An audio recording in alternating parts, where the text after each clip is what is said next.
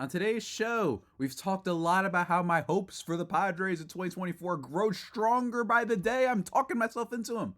But let's talk about some of the worst case scenarios, some of the worst possible things that can happen for this next year and how this season could go downhill real fast. Let's get into it. You are Locked On Padres, your daily San Diego Padres podcast, part of the Locked On Podcast Network, your team every day.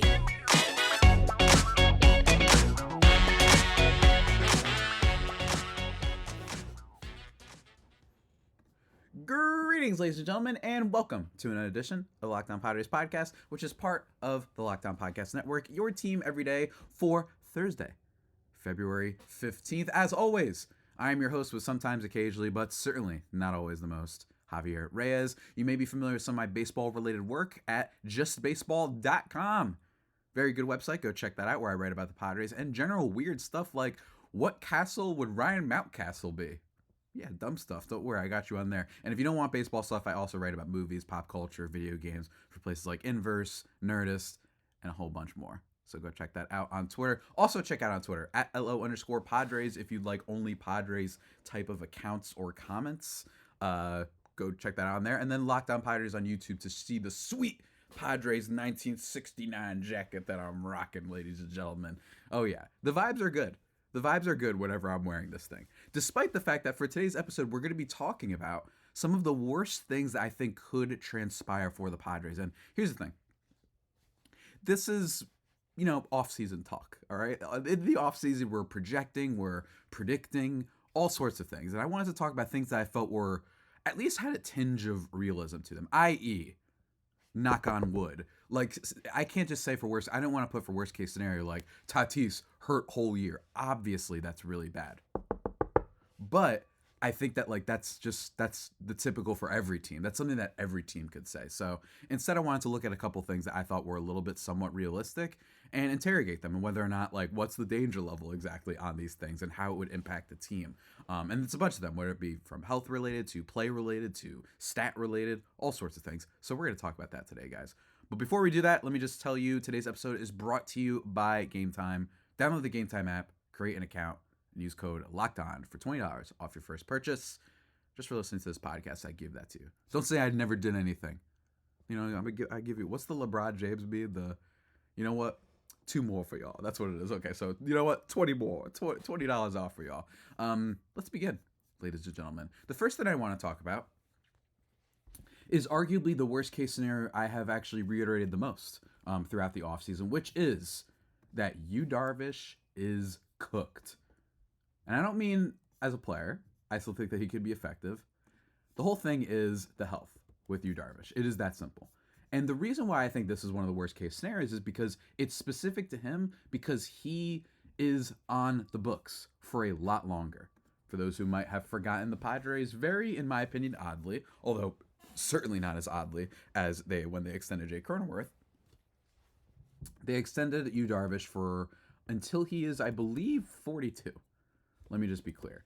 And if Darvish is hurt, then all of a sudden you have this player in your rotation that's on the books for a long time that you can't get rid of because his salary isn't low enough for you to get rid of him. And again, because he's under contract, there's no trade way out of this. You know what I mean? There's no player option or club option until he is 42 years old. $15 million this upcoming year, $20 million the year after in 2025. That's going to be a bigger hit. And then 15, 14, 14. So Darvish's health is not going to necessarily get easier. I do think that when he pitches, he can be well. If you look at, projections, everyone thinks, ERA plus is going to be good this year. He actually wasn't too bad last year. He got a little bit unlucky. He was hurt also as well last year, which might speak to why he wasn't as effective. If you look at his Padres tenure so far, every time he's been dealing with an injury, he has gone downhill dramatically. First half of 2021, awesome. Second half, bad. All of 2022, healthy, super good. And then this past year was dealing with some injuries, which is why he was shut down early. So if you trace Darvish's Padres tenure, in fact, if you even trace his tenure back to Chicago when he's with the Cubs, when his first year was a disaster, and then he came back, right, much healthier, and then he started developing to a borderline Cy Young candidate. That's all it is. But since he's on the books for so long, I think that that's what makes him even more of a red flag, right? And I'm not saying he's the only one. Michael King is another one who's had some injury problems as well. But he's is a little bit different because I feel like the sample size isn't as expansive as Yu Darvish is. You know what I mean? There's been a lot more incidents of Yu Darvish being hurt and that affecting his play as opposed to Michael K, at least in not Michael K. I knew it was only a matter of time before I made that mistake. Michael King, at least in my opinion. And I will say that the Padres, in terms of their injury luck, has been a little up and down. So I can't say, like, sometimes when the team has been so healthy for so long, you're like, wait, we're due. Like, something has to happen. If you're, like the 49ers for a long time, or at least the past couple of years. I know they lost the Super Bowl recently, so that's why they're relevant. Like, they had really bad injury luck for a couple years, and then finally it reversed, and then they had, like, incredible injury luck where, like, none of their guys were getting hurt. So, again, that's what happens sometimes, and that's how sports, unfortunately, are often dictated, right, is how healthy can you stay. But with Darvish, I think if Darvish is hurt and as bad as he was last year, as ineffective he was last year, this becomes a problem because then it's Musgrove and Michael King as the only two stars that you trust. And Michael King already has some health issues of his own. So I just feel like it's a little bit of a house of cards situation. Unless the Padres luck out and Snelling, Thorpe, or Lesko are ready and one of them is really good immediately. But that's not something that you can bank on for a team, especially the one that is projected to be a win now team, right? Like that's their, ideally they want to compete now. Whether or not that is a fair thing to try to aim for is enough discussion. But last year, you have the Musgrove injury, you have the Darvish injury, not the best injury luck in the world, but there has been some years where they've been better. You know what I mean? So maybe we could expect them to be better this year. And if you look at, why is that? There's like a bubble that keeps popping up on my screen, man. I don't know what it is. For anyone watching the YouTube, like, my apologies, but like that's weird. I don't know why that keeps happening. That happened with my episode with Miller Thomas the other day too. Go check that out. So that's number one for things that I think could be a worst case outcome. Is Darvish getting hurt, and since he's on the books for so long and because he's older, that really hurts the team going forward. And it's not a guarantee that he stays healthy, although from what we've heard so far, he's been fine. But alas, folks, we must continue. The next thing, speaking of worst case scenarios and health, Robert Suarez. This one is not health. This one is just if he's cooked. If Robert Suarez is not good this year, and if last year was more of what we can expect, that really hurts the bullpen because Robert Suarez has a really good salary right now. Actually, if I can look at positional spending in terms of, let's see here, if I can find that on let's see here, where is it? Not FanTrack, SpotTrack. SpotTrack, by the way, great website, guys, if you haven't used it, if there's anyone new out there, if you're not used to using it. Really good for just seeing all the annual values and sorting everything based on, average annual value, bonuses, just whatever it is. If you actually look at the top relief pitchers in the league, if I'm not mistaken, let me see if I can find where Robert Suarez is. Is he still on there? Like, is he still in the top? Probably should have Googled this beforehand. There he is. Robert Suarez, in terms of his overall value, is the fourth highest paid relief pitcher in Major League Baseball. That's pretty nuts. $46 million. The only ones ahead of him in total contract are Raisel Iglesias, Josh Hader, and Edwin Diaz. Now, if you go by average annual value, he's a little bit lower. Don't get me wrong. So that's a nice plus. Let me see if I can find that really quickly. Robert Suarez, he is all the way down past guys like Reynaldo Lopez and Daniel Bard. So it's the total money is not great. That might be something that is more important for when it comes to the whole Padres taking out loan things. But in terms of average annual value, it's not bad. But even still, Robert Suarez, if he is a guy that Preller made a mistake with, and I think that AJ Preller and company actually deserve credit for their bullpen management. I think it's something they've actually done a pretty good, decent job with, considering they have had really unfortunate injuries to their closer. Like, remember, Kirby Yates, the reason why he, wasn't a Padre anymore is because he got hurt before the season started and was, like, out for the rest of the year. Like, he was a mess. And in 2020, he came on and was just getting lit up immediately and then injured, right? So I think that's why he was getting lit up, is because he was injured at the beginning. So that's what you have there. But then they've been able to find guys, whether it be Melanson, whether it be Taylor Rogers for a while, whether it be Luis Garcia initially, right? Whether it be Robert Suarez, Nick Martinez. They've actually done a decent job there. But this would be a really big miss. And it's not like Preller's immune to some misses in the bullpen market. Paying a guy who had his rookie season basically be really solid. He had a solid year. You know what I mean? Especially as a rookie. Like, he was awesome for the team. He was throwing gas, great fastball velo, among the best at his position. But then for you to pay him immediately a decent chunk of money after that 1 year would not be great. And Preller's not immune to that. Craig Stammen being a good example, right? Like, we've had some bad bullpen guys. I think that he doesn't deserve as much criticism for. I don't like criticizing people necessarily for guys that get hurt sometimes, because part of me is like, that's the sport though. And it's like, well, you got to remember, if you're signing this guy, he's injury prone.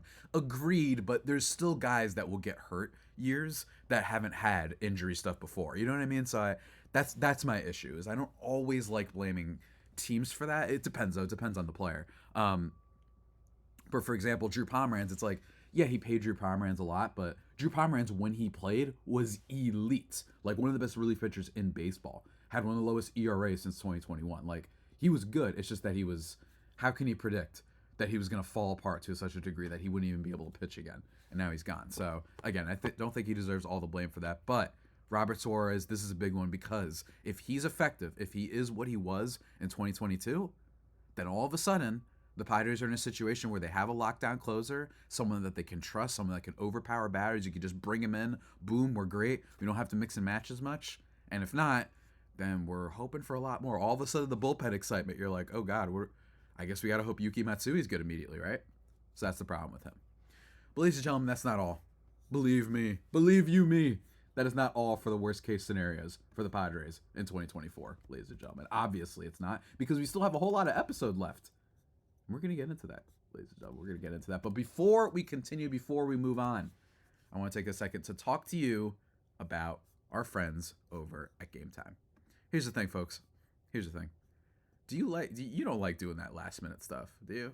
You know what I mean? You don't want to feel like, oh no, I did this last second. I'm not going to be able to get a ticket to what I'm going to tonight.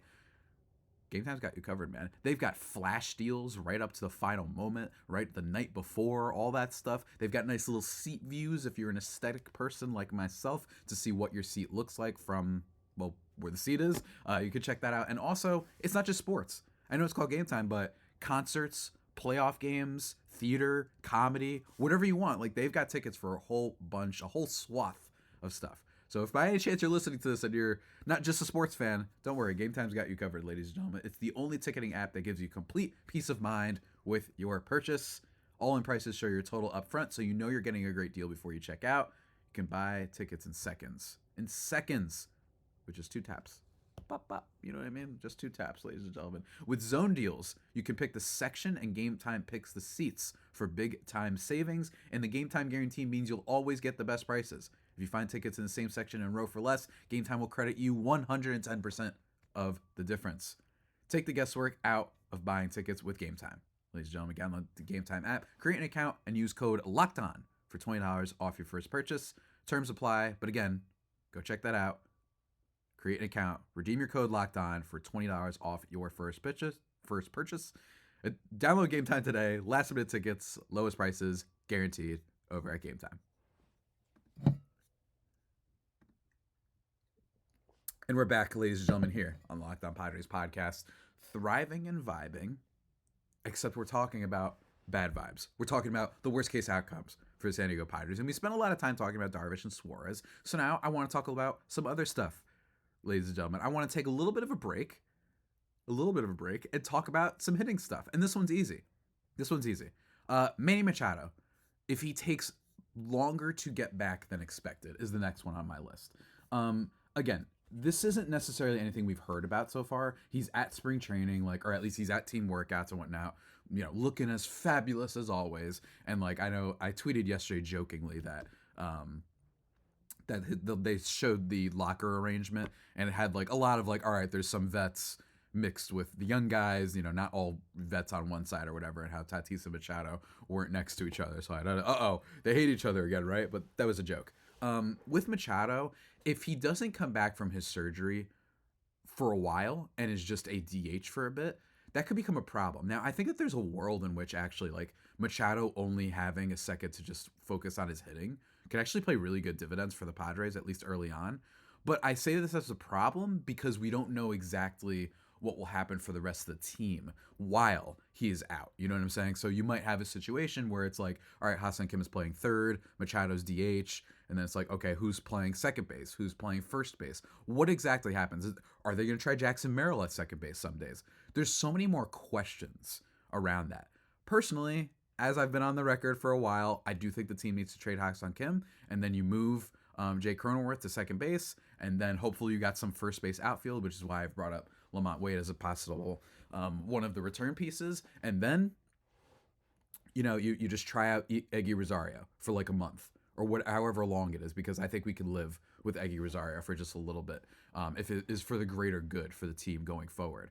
But if this is for a while, that could become an issue. Like I said, there's a lot of unknown with this Padres team, even still, right? Like, and I'm not saying that as like, but look at the Braves. Okay, well, yeah, those teams that are all set up, they're like the best teams in the league, so they are set up. But when it comes to the Padres, there are so many questions with outfield, with DH spots, right? Like, what exactly is going to happen there? What's the lineup going to look like? Is it going to change dramatically, having lost Juan Soto now? And I think a big part of that is going to be Manny Machado's injury. And if he doesn't come back for a while, if it's re-aggravated or anything like that, then we could have an issue, not just because you lose Manny Machado's defense, but because you lose potentially a more cleaner lineup and a more, boiled down, well-oiled machine in the infield and whatnot. So that's going to be a big question. Although I don't think that this one is nearly as bad or as possible as the others. It does not sound like so far that we've heard Machado is going to be out for like 4 months or anything like that, right? As long as he's hitting, that's pretty great. And that's a good sign that he'll probably be back relatively soon. So that one's just a little bit of a tiny one. Next one, though. Speaking of defense, ladies and gentlemen, this is a legitimate one. Luis Campusano's defense stays poor. Early last season, I was talking a lot about how I thought, and I wrote about this over at justbaseball.com, you can go check it out, if the Padres genuinely hate Luis Campusano. And I was saying this because early on in the season, he would have games where he would not do well, and then he would get benched the very next day, or he'd have a game where he goes 2 for 3, and then he gets benched the next day. And I know that like after he got hurt, there were comments from Bob Melvin and such like we were just about to start him more. I'm like, okay, cool, I'll believe it when I see it. You guys have not been giving this guy the right amount of opportunities, in my opinion, ever since he got called up, and he's been brought up in poor opportunities. But even still, looking back, one of the things that might have been why he wasn't starting as much is because according to Baseball Reference, he was like the second lowest graded catcher in terms of Baseball Reference's framing metrics in all of baseball. And by those metrics, they were basically saying if you kept starting Luis Campusano, you would lose 3 more games than if you had just started somebody else who was average. Now, here's the thing. I ranted about this too, because I do not like metrics and things for projections for guys who haven't even been in the league long. You know what I mean? That just doesn't make any sense to me. It's like you're all of a sudden, you're just assuming players will not get better, nothing will change. It's like, okay, if we're talking about Darvish, it's like, yeah, well, we have like 10 years of evidence of what his stats and what kind of player he is. Okay, then you can start saying, wow, if you keep starting this guy, you're going to lose this amount again. Okay, because there's more evidence. But at least Campusano, I'm like, okay, so after 2 weeks, we're going to use projections to decide this guy shouldn't be starting anymore? Really? That was ridiculous. But even still, his defense does need some work. And you saw that last year. Not even just necessarily pitch framing, but little, like, silly things. Things that I expected Gary Sanchez to do when the Padres signed him. Dropping, certain strikes and certain calls, whatnot. Losing the ball. Not catching the ball when it's thrown to home plate. I remember some infamous incidents at the end of the season in which the Campusano Hive struggled. You know what I mean? There was a lot of incidents in which he did play good defense. If that stays the same, the Padres could be in trouble because then they might have a situation where they're dare I say, in a little bit of like the old time situation with Francisco Mejia and Austin Hedges, where it's like, okay, one guy, if they can't play defense at all and it's actively a liability, then they have to start this other guy. But then that guy can't hit to save his life. So you have liabilities either way. And that's really rough. So personally, my take is that he's super young and he can figure it out. And I think that the hitting is so good that all he has to do is just be fine. You know what I mean? That's all he has to be defensively. I think he could do that. But the worst case scenario is this guy, there was a reason they weren't starting him last year, and his defense really is that bad. He's not a good framer. He doesn't throw out runners, which is something he hasn't done. And he, drops easy plays. He makes mistakes. then we have ourselves a problem, because then the hitting might not even matter at that case. Defense is really important with catcher. So hopefully that gets better, but otherwise that is definitely a worst case scenario that could absolutely unfold for the Padres. Next one that I want to talk about really quickly, and this one is one that I don't think we'll see now. It'll be later, and that is the Padres' money issues. The Padres' money issues, I have long said, and not to get super liberal or anything on here, that I just think rich people don't go broke the same way. Like, I think it's actually very hard for you to go broke when you're a certain amount of rich, right? My thing is, with this team, I think that the financial stuff was just sign that Juan Soto was gone. I did not necessarily mean or think that that means that they are not going to spend and they're going to go back to what they used to be, which is a team that wouldn't pay Chase Headley or anybody, right, back in the day. I think that the financial issues were only or mainly going to be an issue for this season, which is why it all became like obvious that Juan Soto was going to have to be dealt. But for next year, a free agent class that is a lot deeper, has a lot more positions the Padres need, and frankly, I just think better overall players than this free agent class. Outside of course, the Albatross and Shohei Ohtani. He's amazing.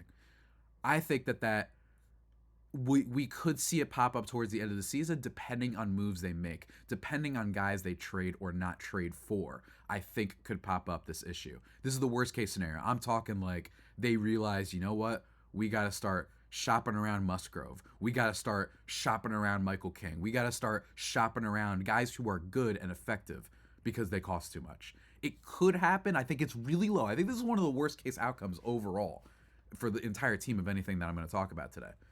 But it is important to keep an eye on, and it's something that will happen a little bit later on the season. You're not going to hear about this early on. Maybe if they're trying to make a trade and you hear, this player costs too much, so they can't trade for him. But I don't think they're like the Oakland A's. They're at 166 right now, allegedly up to $200 million. And frankly, the other thing about the spending is I think they're just trying to get out of that luxury tax thing, because it's an increasing tax. To basically sum it up really quickly, I'm going to paraphrase, like it goes up to like, I don't have like in front of me the exact percentages that it goes up, but like first year you go over, it's like 10%, then 20%, then 30%. I think they're trying to reset that. And then once they reset that, they're like, okay, cool. Then we'll start spending again. And it makes more sense because next year's free agent class is better. So that's the worst case outcome. But again, this is another one that similarly to Manny Machado, I don't see it super high up to worry about. But again, I am an idiot, so maybe I'm wrong. Ladies and gentlemen, that's not it though. Oh no, that's not it. We're going to keep talking about some of the worst case scenario outcomes for the Padres this year. And these last ones are, honestly, I think these are like the most fun ones that we're going to talk about. The most fun ones, honestly. Should be cool. Before we get into that though, ladies and gentlemen, I need to take a second to talk to you about our longtime sponsor. You know who they are, man. We love them so much. They just helped you out with the Super Bowl. We're talking FanDuel, ladies and gentlemen. And it's time to get buckets with your first bet on FanDuel, America's #1 sportsbook, because right now, as you were listening or watching this, new customers get $150 in bonus bets with any winning $5 bet. Ladies and gentlemen, that's 150 buckaroos if your bet wins. And here's the thing. I said get buckets because it's bucket season. We've got March Madness just around the corner. We've got the NBA. The Knicks are back, apparently. The Clippers are good. There's all sorts of things to bet on. Maybe you want to bet on, apparently, Victor Wembanyama blocks. You can bet the over, apparently, on that, and you might hit because the guy got 10 the other day. So all that stuff when it comes to quick bets, live same-game parlays, exclusive props, over-unders, point spreads, whatever the heck it is, they got you covered over there, ladies and gentlemen. Just visit FanDuel.com/lockedon to shoot your shot, folks. FanDuel, official sportsbook partner of the NBA.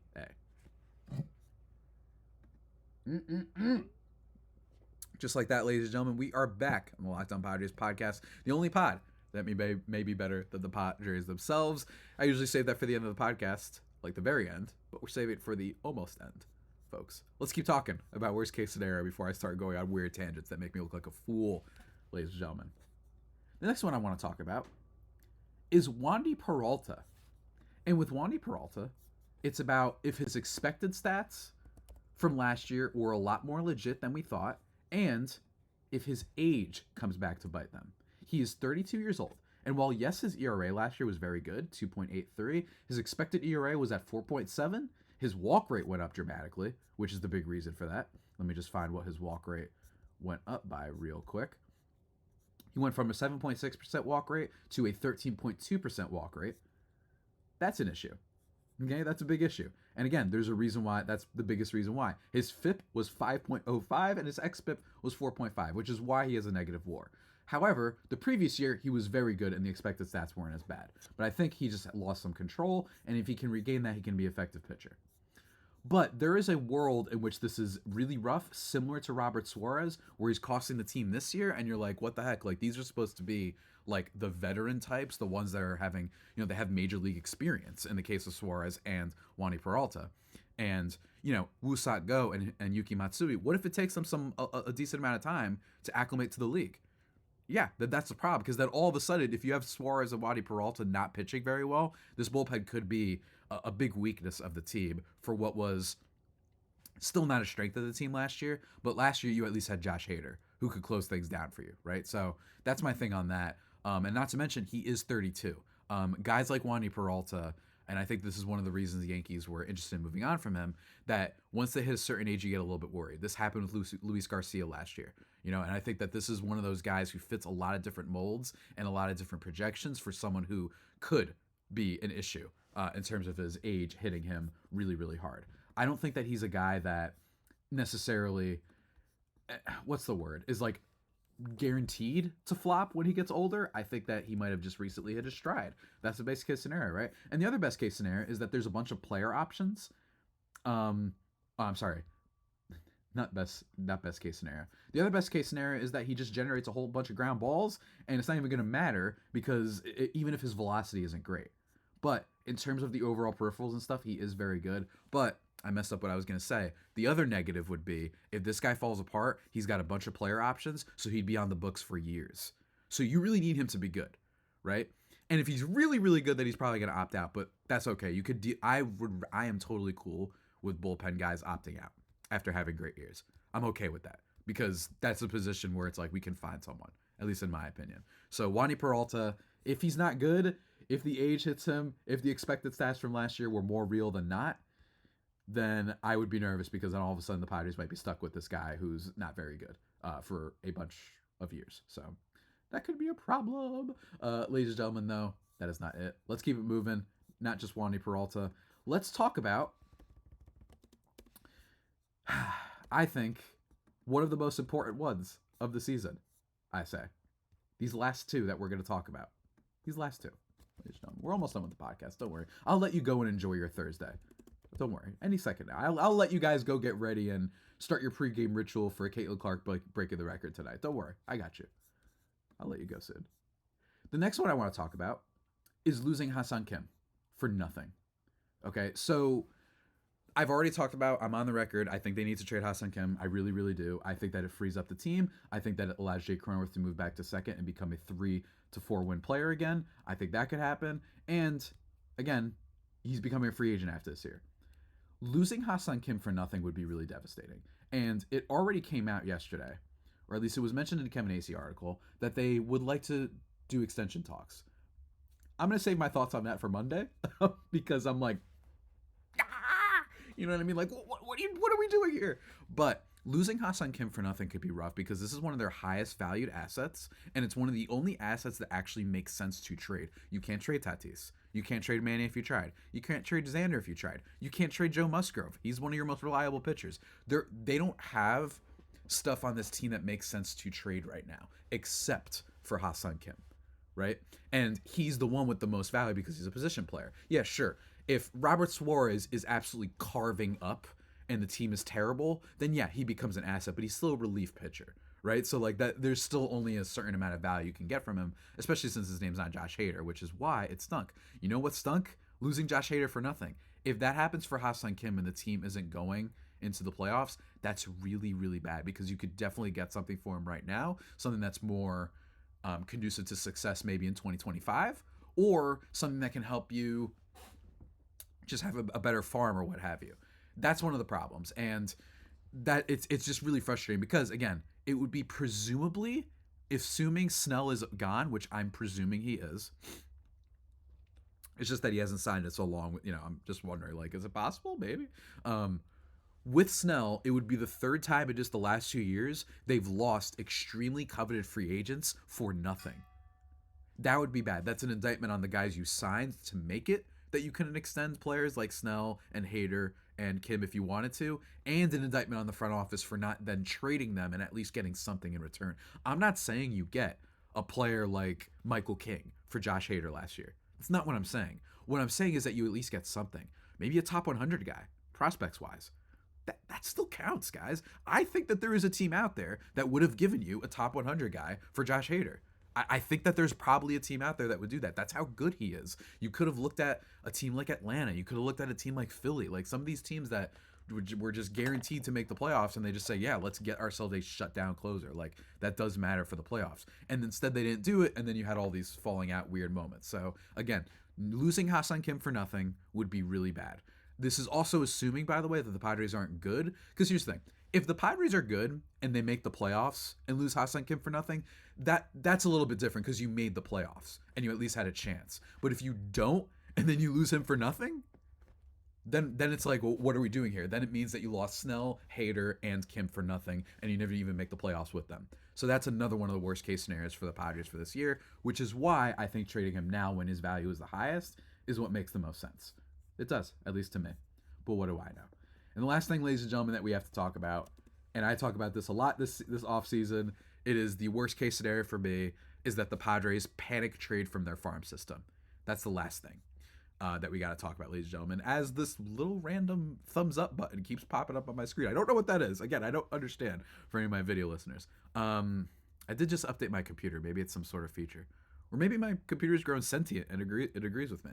If so, please don't hurt me. I welcome our AI overlords. But anyway, guys, with this last one, here's the thing. The only players that could possibly make sense to do this for would be players like Luis Robert and Dylan Cease, is if you trade the farm, at least in my opinion. And I'm talking blow up the farm. What I'm talking about is giving up those top guys. I'm not necessarily talking about if the team is competitive or they want to be competitive this year and you trade guys like Samuel Zavala, you sell high on him. That's different, right? I'm talking about like you trade your Lesko. You trade your what's it called? Let me see if I could find. You trade your Robbie Snell, you trade your Jackson Barrels, you trade your Ethan Salases. I don't want them being traded. I don't even care if you get a Luis Robert. Those are the only type of players that matter. But I talked about recently that Luis Robert's probably going to cost a ton. And my thing is like he had his best season last year. I don't want to do that. Because we don't know what the team is. We don't know what's going to happen. And we just keep seeing that over the course of this last couple of years. Preller's trades at the deadline or in the middle of the season or even sometimes before the season just haven't amounted to much. So even if the team is doing well enough to try and make a playoff push, I don't want to be trading big from the farm.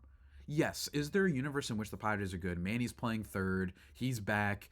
Whether or not that, in my ideal scenario, you got Lamont Wade Jr. at first base. I'm going to keep bringing up that guy's name because he's a good player. You have him at first base. Cronenworth returned to his 3-win ways. Tatis is MVP. You've got good pitching. And then it's like, let's trade. Let's go for Luis Robert. Let's do that. I don't want to do that. Maybe in an ideal world, you go for someone like Eloy Jimenez of the White Sox, who maybe doesn't cost nearly as more, and then maybe he can be your DH. Yeah, see, now you guys are interested, right? Like that would be a better outcome in my opinion. But trading from your farm system could be disastrous, at least in my opinion. We keep doing this every single year. We've been trading from our farm system. And I just have, guys, they have not won 90 games under AJ Preller. The most games they won was 89. And then they flew into the playoffs. And think about it, even that year, when they traded for, remember Brandon Drury and Josh Bell? They weren't good. Juan Soto wasn't good immediately either for the team. So for me, that is my big issue. Do not trade from the farm. We need to, for once, try and cultivate this, even if it's just bench players, even if it's just tiny little contributors. Obviously, I think that the team knows not to trade some of their top guys, but I'd like to have at least a little bit of depth or guys that are intriguing or interesting that you can call up. Like, I like having ammo. And I know that sounds like prospect hugging. It's not, though, because in this case, this is a team spending a lot of money on superstars, too. Prospect hugging, to me, is like you're a team with a $20 million payroll, and you've got a really solid roster, and you won't trade from your farm for some reason, despite having a lot of young guys and no money spent. That is prospect hugging. And it's also kicking the can down the road and gaslighting your fan base into thinking that this is actually how you win a World Series, which is not true. That's not how you win. We just kind of know that for a fact, right? So that's my thing. Do not trade the farm. I don't care who it is. Shane Bieber, he's going to be a free agent after this year anyway. Luis Robert, I bet you he ain't going to cost nearly as much as he's costing right now for teams. Dylan Cease. I actually think Dylan Cease is going to be pretty good, so he might cost the same. But that's where I'm at. Do not trade too much from the farm system because I just don't want to do it, guys. I really don't. Again, can you trade someone like Samuel Zavala? Sure. You can do that. Can you maybe trade someone like Adam Mazur? Sure. But once you get to guys like Iriarte, I just want to have that depth right now. I do. I really do. That's what I want to have on this team. I don't want to trade Homer Bush either. I know that he's a way off, but I don't want to trade him. I just don't want to give up some of these guys because that's what we keep doing, and it has not amounted to nearly as many wins as other random teams, from the Diamondbacks to the San Francisco Giants that one year, right? Like, there are teams that have just done better by building out the rest of their roster, not having as many holes, and filling them with some of the young guys. So that's what I don't want to do, and that's the worst case scenario, is that they do that, they make a panic trade for a superstar, and all of a sudden we're sitting here like, again, this is the same thing again. Let's not put all our eggs in one basket because that keeps not working. So that's just me. But ladies and gentlemen, let me just repeat one more time all the worst case scenarios. Trading big time from the farm system to get another superstar player. Wandy Peralta's expected stats and age kick in bad, and then he's on the books for a long time. Darvish's health problems continue, and he's under contract until he's 42 years old, so that's not going to get easier. Manny Machado takes longer to get back from a shoulder injury. Robert Suarez is cooked. Luis Campusano's defense stays poor. The money issues pop up again, and maybe they affect their free agency outlook and their trade deadline outlook. None of the Padres prospects making an impact is also possible, particularly in the outfield. Thorpe, Snelling, Lesko, or, what's his name? Jackson Merrill, or, Jacob Marcy, Grant Pauly, guys like that. And then the last one, biggest one in my opinion also, along with trading from the farm, is losing Ha-Seong Kim for nothing. So those are just some of my vibes and feelings for the worst case outcomes for the Padres of 2024. And a friendly reminder that I am bullish on the Padres this year. And I know that all the things don't look great. But guess what? There's plenty of other teams that didn't look great. No one thought the Diamondbacks were going to be as good as they were last year. And frankly, this is the same vibe that the team had coming out of 2021. Everyone's like, they fell apart that year with Darvish and Snell and all those guys. They whiffed on Snell, and they traded too high for him. And then what happened the next year? They didn't even have Tatis for the whole season, and they made it farther without him, right? So keep that in mind. It's the same vibes this year, where everyone's like, oh, instead of, no, they don't have Tatis all year, they're screwed. Instead it's, well, they lost Soto, they're screwed. Don't give up. Xander Bogaerts is going to be awesome. Tatis is going to be awesome. I'm hoping Manny is too, and I think the depth pieces will be better. So don't give up. But these are the worst case scenarios. In terms of the future of this podcast, for tomorrow's show, I don't know fully what I'm doing yet. Frankly, I'm planning this a little bit day by day, but in terms of possible ideas, might be going deep on Xander Bogaerts' bounce back season and whether or not he could still be a top 5 shortstop. The free agency class for next year that I was alluding to today, ranking the top 10 players on the Padres with the opening day lineup, literally. Not just like who's going to be at each position, like order of the lineup. We're going to be talking about that as well. Some old players that the Padres once traded or signed for, all sorts of stuff. We got you covered. And also, potentially crossover next week. Doing some trade talk about one Anthony Santander. Oh yeah, folks, I got you covered. I know you're chomping at the bit for more content, but don't worry. Here at Locked On Padres, we have you covered. Until next time, guys, follow me on Twitter at Javipeno, JAVIIPENO, or at LO_Padres, or Locked On Padres on YouTube. And until next time, stay safe, and of course, stay faithful, my Fire Faithful homies. Take care.